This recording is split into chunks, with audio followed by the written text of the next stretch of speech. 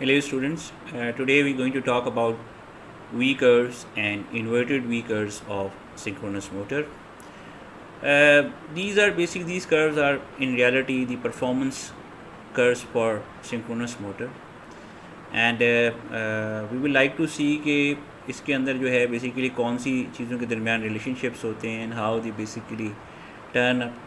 लेकिन for the most important thing that I would like to discuss with you before I going to start, the previous two videos are related to this video, and if you have basically already viewed those videos, then it is quite easy to understand these V curves and inverted V curves of synchronous motor. However, before going to start, I will like to make some few background comments so that any viewer who is basically viewing this video wouldn't have any lack of information related to the topic. In the first video, we basically discuss about the load variation with keeping the excitation constant. In the second video, we kept the load constants and varied the excitation, and we saw how the motor behaves. और जो main हमारे जो motor के parameters हैं which are always in fact हम लोग जो हैं साथ साथ देखते रहे हैं, that is the armature current and the power factor of the motor. ये दो चीज़ें बहुत इंपॉर्टेंट रही हैं हमेशा से. अब बुनियादी तौर पे जैसे मैंने आपको पहले से ही बताया था कि synchronous motors is a doubly excited machine. तो इसमें दो टाइप्स की एक्साइटेशंस होती हैं. One is the DC excitation जो रोटर को गिवन होती है, and other one is the 3-phase AC excitation which is given to the stator. So obviously आपके पास जो है जो वेरिएबल्स होते हैं वो काफ़ी सारे हैं जो एग्जिस्ट करते होते हैं. For normal operation we always keep the supply voltage constant. हमारे पास सप्लाई वोल्टेज हमेशा ही कांस्टेंट होती है, we never change it. In many cases, in two cases that we have discussed, in one case we have kept the excitation constants, and in the other case we have varied the excitation and kept the load constant. अब जो हमारे पास ये हम V curves के लिए जब हम बात करते हैं तो V कर्व के लिए जो सबसे इम्पॉर्टेंट चीज़ है वो ये है कि हम लोग किसी भी कर्व को ड्रॉ करते हुए लोड को कांस्टेंट रखेंगे और एक्साइटेशन यानी कि जो फील्ड करंट है that is being supplied to the rotor is being varied, and we take record values जो हम रेलिवेंटली वैल्यूज़ रिकॉर्ड करते हैं वो आर्मेचर करंट और पावर फैक्टर की करते हैं. और फिर इसकी मदद से हम लोग जो हैं वो कर्व्स जो हैं वो ड्रॉ करते हैं. ठीक है, तो ये अभी हम देखेंगे. तो इसलिए जब हम पहले स्टार्ट करते हैं तो हमें पता होना चाहिए कि जी क्या क्या जो मेन हमारे जो पैरामीटर्स हैं उसमें जैसे मैंने बताया कि एक आपके पास जो है आर्मेचर करंट है, that we going to have a check on it कि जी हमें इसका पता होना चाहिए. सेकंड जो है हमारे पास पावर फैक्टर है. ठीक है, पावर फैक्टर जो है हमें देखना है कि जी पावर फैक्टर की वैल्यू जो है वो किस तरीके से वेरी कर रही है. और ये जो है दो मेन जो है हमारे पास कर मेनली जिस पैरामीटर को वेरी किया जाएगा, पैरामीटर जो वेरिएबल है वो है फील्ड करंट.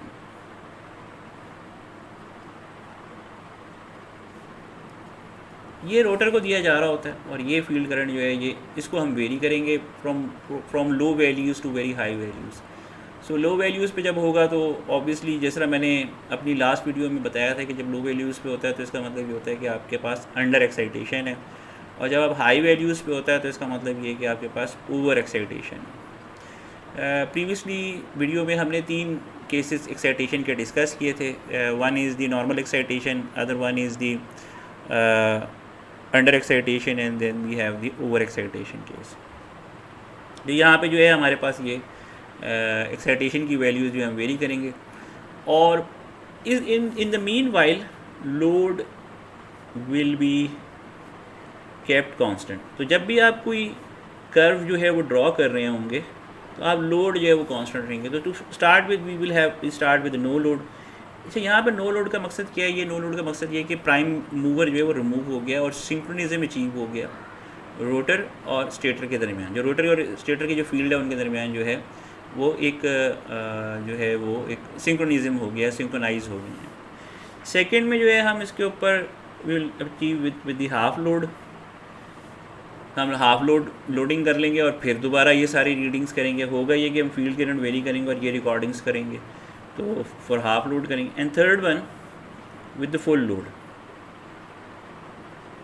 तो थर्ड वन में हम जो है वो फुल लोड करेंगे और फिर हम देखेंगे कि ये दोबारा हम रिकॉर्ड करेंगे।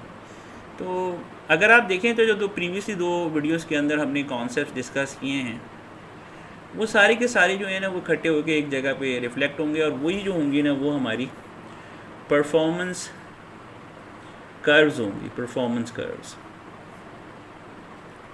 Curves for synchronous motor.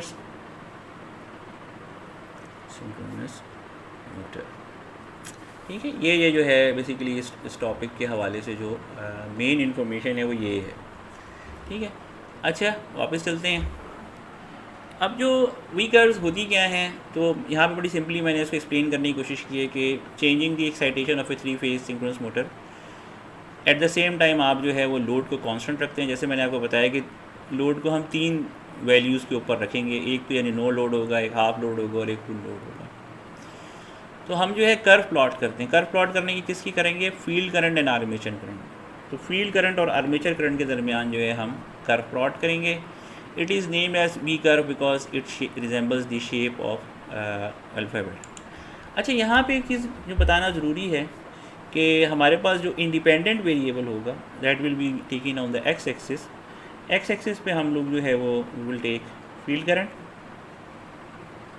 ठीक है, और अगर आप सिंपल वैल्यूज़ में बात करना चाहें तो हम कह सकते हैं कि आपके पास जो एक्साइटेशन है वो जो है वो आप इस पे लेंगे और वाई एक्सिस पे आपके पास जो है आर्मेचर करंट होगा। आर्मेचर करंट जो है वो आप ले सकते हैं आई ए से।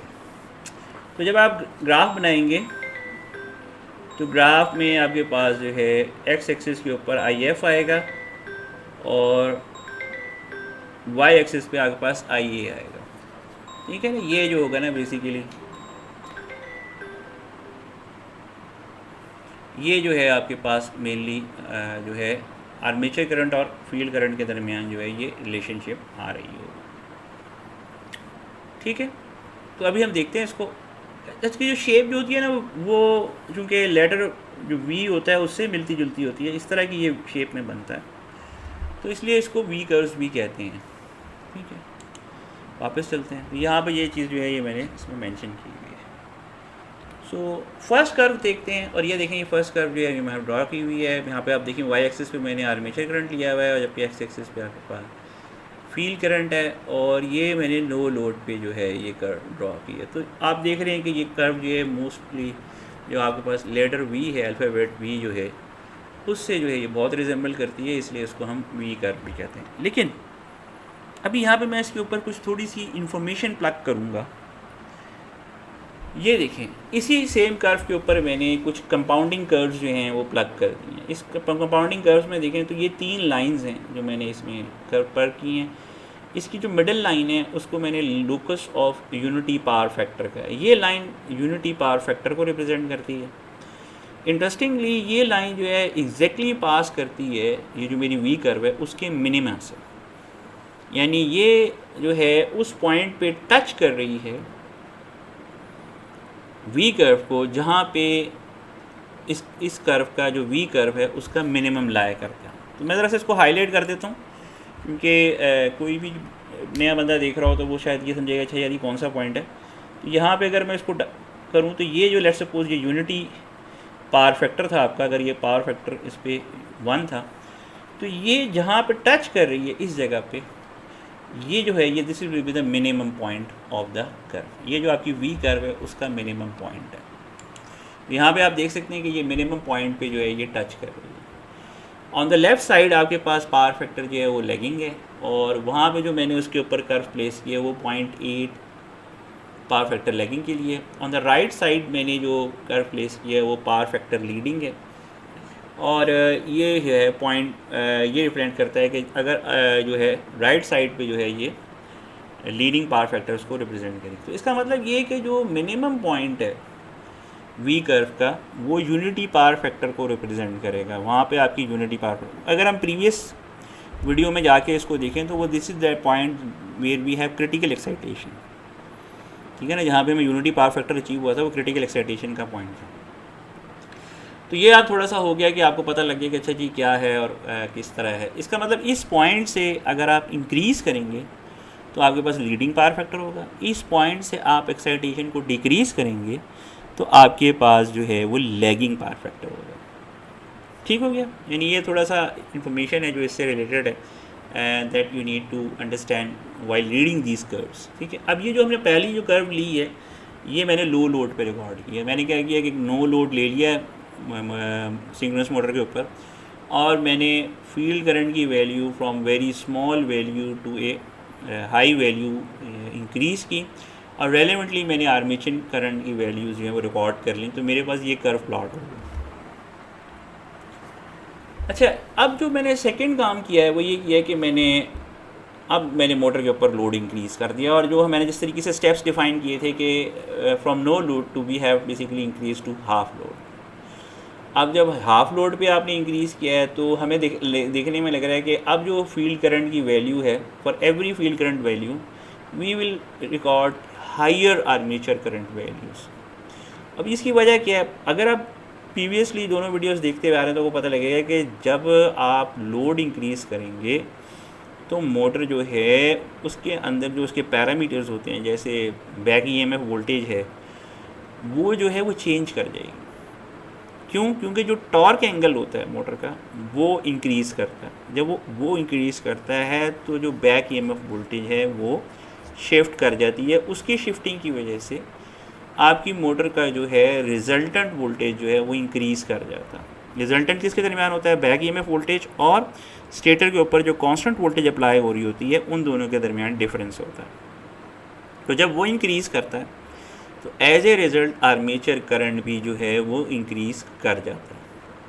और ये जो armature current extra motor draw करती है ये इसलिए ड्रॉ करती है कि जो एक्स्ट्रा लोड आपके पास आया उसको सपोर्ट करने के लिए मोटर ड्रॉ करती है ताकि वो उसकी मदद से वो एक्स्ट्रा टॉर्क या पावर डेवलप करती है और कीपिंग दी स्पीड कांस्टेंट।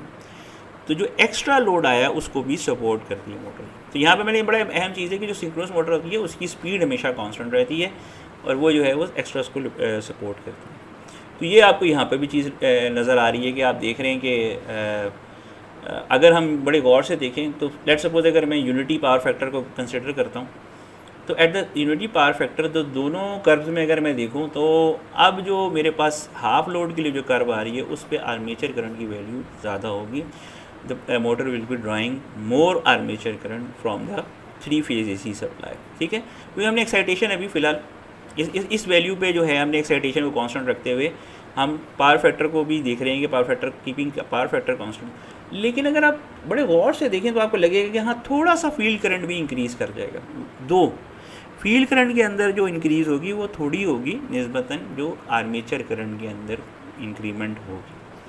तो ये बहुत ही अहम चीज़ें हैं जो आपको इन कर्व्स की मदद से रीड कर सकते हैं और फिर obviously this will be very helpful. अच्छा, यहाँ पे जो है उसी को अब हमने तीसरा एक्सपेरिमेंट किया है और इस एक्सपेरिमेंट में हमने ये किया है कि हमने मोटर के शाफ्ट के ऊपर जो लोड है उसको इंक्रीज़ करके फुल लोड पे ले गए हैं। और जब हम उसको फुल लोड पे ले गए हैं तो फिर देखेंगे कि हाँ फील्ड करंट के अंदर भी थोड़ी सी वेरिएशन बढ़ गई है, लेकिन एट द सेम टाइम जो आपके आर्मेचर करंट है उसके अंदर अच्छी खासी जो है वैल्यू इंक्रीमेंट हुई है। अच्छा, आप हर कर्व पे देखें तो आपको नज़र आएगा कि जो मिनिमम पॉइंट है उसी पे जो है आपका यूनिटी पावर फैक्टर लाई कर रहा होगा। ये बड़ा एक इम्पॉर्टेंट पॉइंट है जो आपको जहन में रखना है, जहन नशीन करना है कि जो बिहेवियर ऑफ मोटर जो है उसका जो उसमें जो यूनिटी पावर फैक्टर है वो हमेशा जो है वो उस कर्व के लिए मिनिमम पॉइंट होगा। ठीक है, तो ये थोड़ा सा हमारी वी कर्व्स के हवाले से बात हो गई और मैंने ये देखा। तो ये बड़ी इजीली समझ आ जाती हैं अगर आप प्रीवियसली 2 वीडियोस को में जो कॉन्सेप्ट्स डिस्कस किए गए हैं उनको अगर आपने अच्छे तरीके से ज़हन नशीन किया हुआ है तो आपको खुद ब खुद समझ आ जाएगा अच्छा इसमें बेसिकली किस तरीके से जो है मोटर बिहेव कर रही है।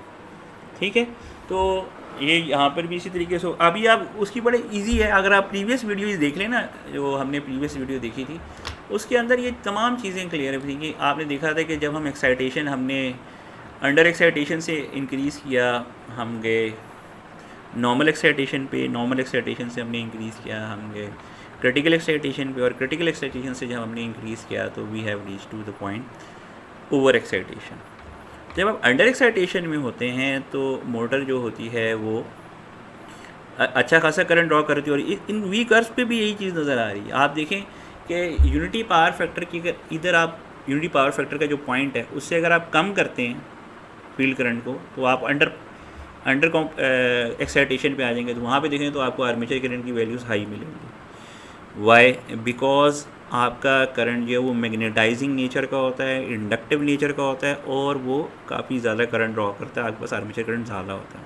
इसी तरीके से अगर यूनिट पावर फैक्टर से अगर आप राइट साइड पे देखें तो अगेन आपको आर्मेचर करंट की ज़्यादा वैल्यूज़ मिलेंगी। उसकी वजह क्या होती है कि आपका करंट जो होता है वो डीमैग्नेटाइजिंग नेचर का होता है, और वो करंट इसलिए ड्रॉ होता है कि जो एक्स्ट्रा ओवर एक्साइटेशन की वजह से आपके पास जो फील्ड आ गई है उसको बराबर करने के लिए।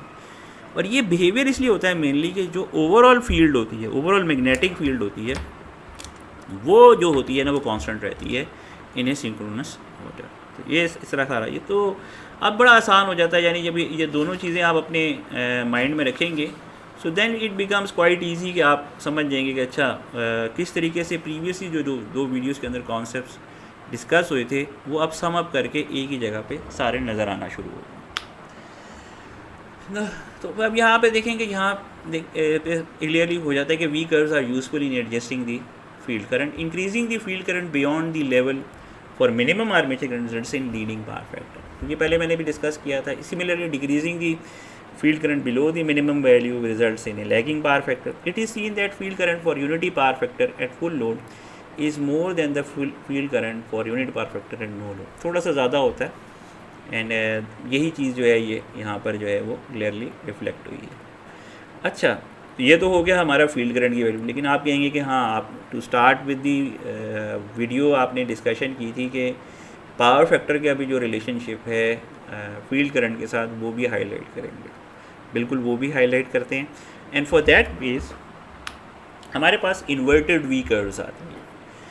तो अगर हम एक फैमिली ऑफ कर्व्स प्लॉट करें between power factor and field current, अब यहाँ पर वही एग्जैक्टली 3 केसेस हम लेंगे जैसे पहले लिए थे लोड के लिए, कि लोड जो है हमारे पास जो है वो नो लोड होगा, हाफ लोड होगा और फुल लोड होगा। अगेन तो पहले जो हम ले रहे थे वो हमने लिया था फील्ड करंट को, लेकिन इस बार फील्ड करंट को ही वेरी किया था और हमने आर्मेचर करंट रिकॉर्ड किया था।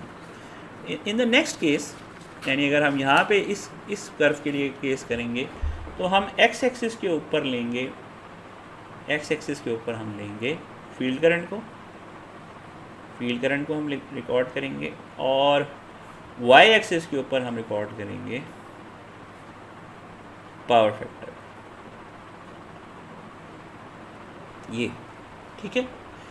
एंड इसकी इन्वर्टेड वी कर्व कहने का मकसद क्या था कि भाई इसको इन्वर्टेड वी कर्व क्यों कहते हैं। तो जब मैं इधर इसको बनाऊंगा, लेट सपोज मैं यहाँ पे बनाता हूँ, यहाँ पे मेरे पास फील्ड करंट आ जाएगा जो मैं वेरी कर रहा हूँ, और यहाँ पे मेरे पास कॉस ऑफ फाई आएगा। तो ये कर्व जो होती है वो कुछ इस नेचर की ड्रॉ होके आएगी। तो since it is basically inverted V shape से रिजेंबल करती है तो इसलिए इसको इन्वर्टेड वी कर्व कहते हैं।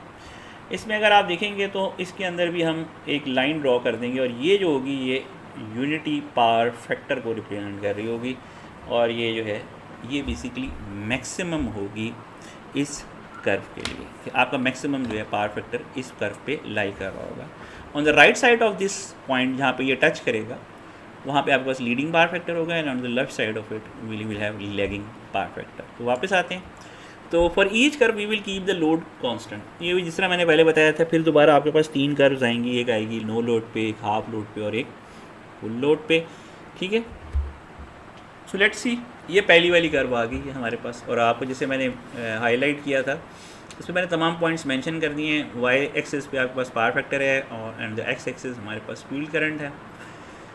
नो लोड की जो कर्व है वो बिल्कुल एग्जैक्टली रिप्रेजेंबल कर रही है इन्वर्टेड वी से, और यहाँ पे लाइन जो है मैंने ड्रॉ की है जो कि यूनिटी पावर फैक्टर की लाइन है। तो ये भी यहाँ पे जो लाइन है ये रिप्रेजेंट कर रही है कि इस लाइन के ऊपर यूनिटी पावर फैक्टर होगा। और अगर आप देखें तो जो इन्वर्टेड वी कर्व के अंदर जो मैक्सिमम वैल्यू है उसके ऊपर ये लाइन टच करेगी यूनिटी पावर फैक्टर को, ठीक है। और जिस पॉइंट पे ये टच करेगी बियॉन्ड दैट पॉइंट जो है आपके पास लीडिंग पावर फैक्टर होगा, और बिलो दिस दैट पॉइंट आपके पास लैगिंग पावर फैक्टर होगा, ठीक है। तो जब आप फील्ड करंट इंक्रीज़ कर रहे होंगे तो ये इसी तरीके से जो है ये इंक्रीमेंट हो रही होगी।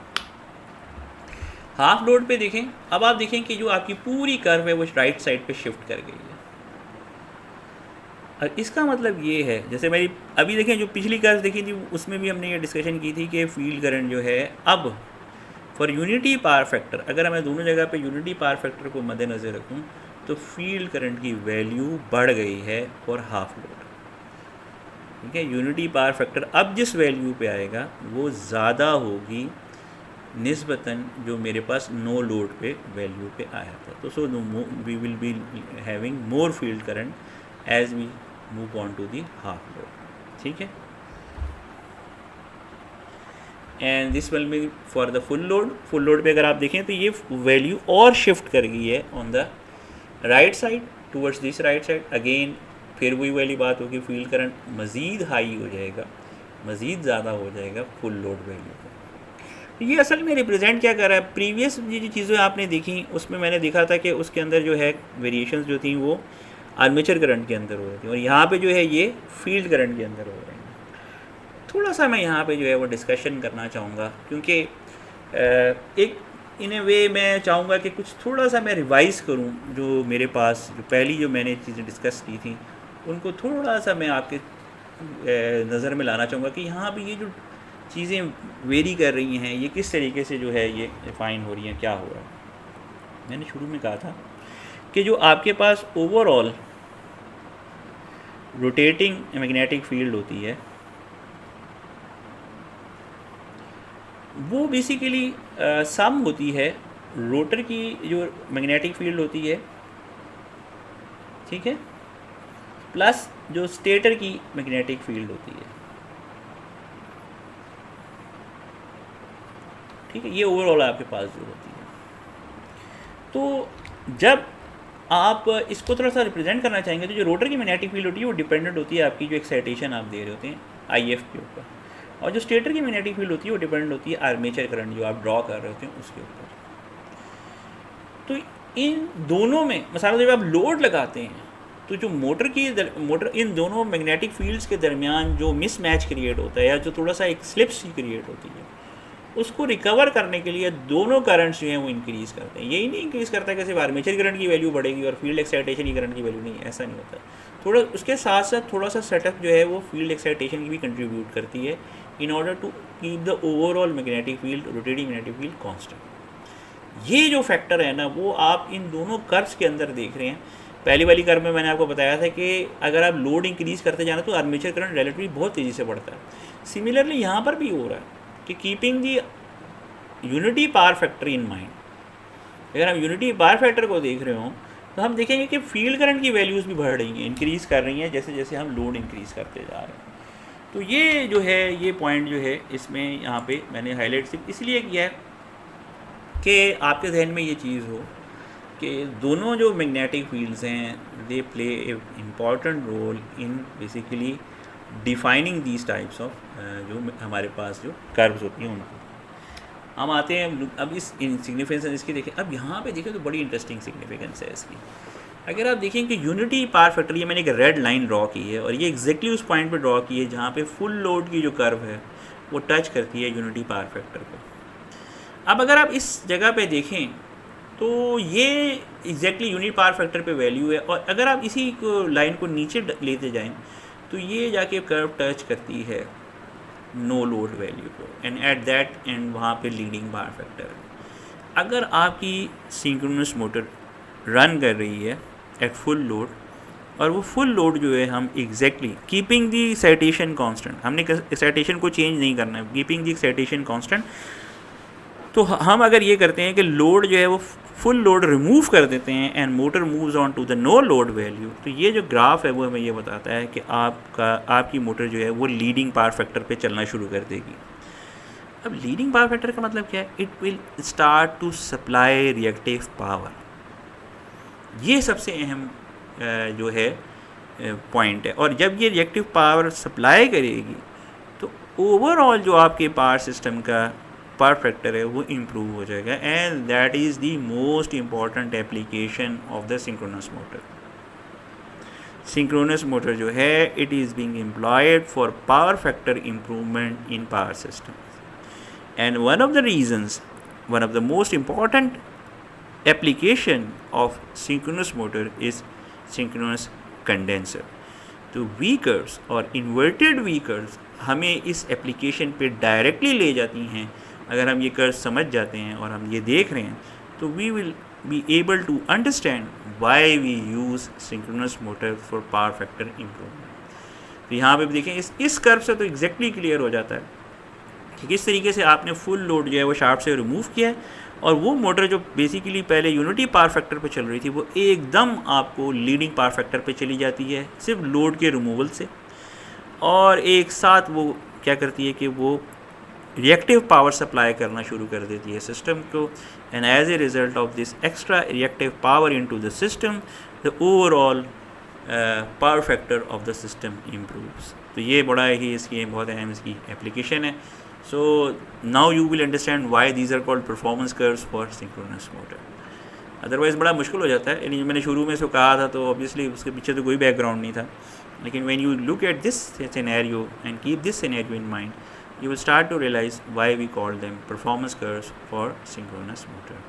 I hope so you will be able to basically grasp this V curves। और V curves बहुत ही important जो है वो टॉपिक है, एंड हमारा ये अगर देखा जाए तो ये टॉपिक जो है अगर आप अंडरस्टैंड कर लेते हैं तो सिंक्रोनस मोटर का जो सबसे डिफ़िकल्ट चीज़ जो है वो आप जो है वो कैप्चर कर लेते हैं, and this will be very helpful in our future work.